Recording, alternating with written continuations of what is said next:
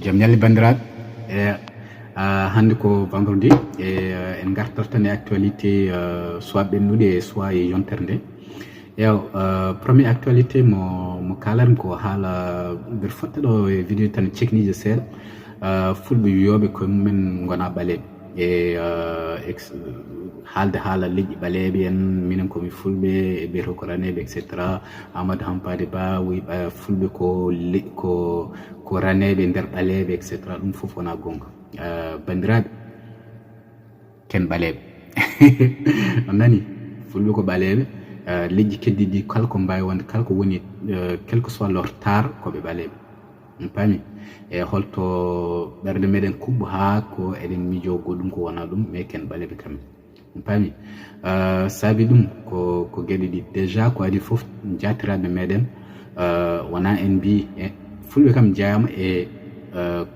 ko wiyete ancienne Égypte ko et oɗon neesu on a participé à ça, on a créé cette nation là kadi en laamima et on nation on a laissé des traces indélébiles par rapport à ça wittoji fof kolliri ɗum et banggue goɗɗo plus tard woni appellation mort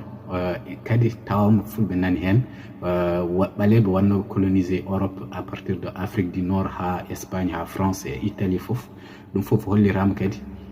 wittoji kolliri fulɓe kadi en jeyno hen e ɓeɗon e leƴƴi goɗɗi ɗi mbawɗen jillude ha mbawɗen wadde créé notion de moro kadi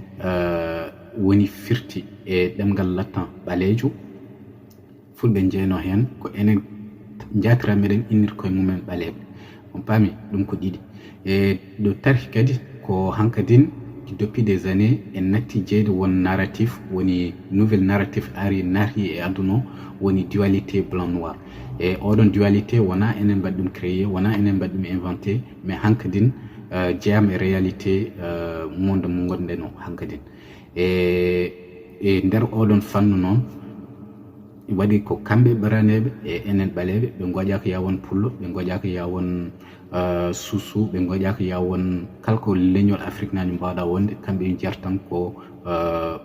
gurma e yawon ɓalejo naayo yawon ɓalejo cooyo yawon ɓalejo krum kamɓe e guire mabɓe an ka ɓalejo ran fami ew jimmi ko gartirno hakkillaji moɗon e ɗum ɗon gaccon ɗeɗon gueɗe cewɗe e wonko porɗen toppirade goɗɗum ko wona joɗade ɗo eɗen mbiya wayno pami ew so ɗum ɓenni actualité goɗɗo mo jinnomi garten ko fate guerre Israël et Palestine encore une fois yo won Israël Palestine yo won Ukraine Russie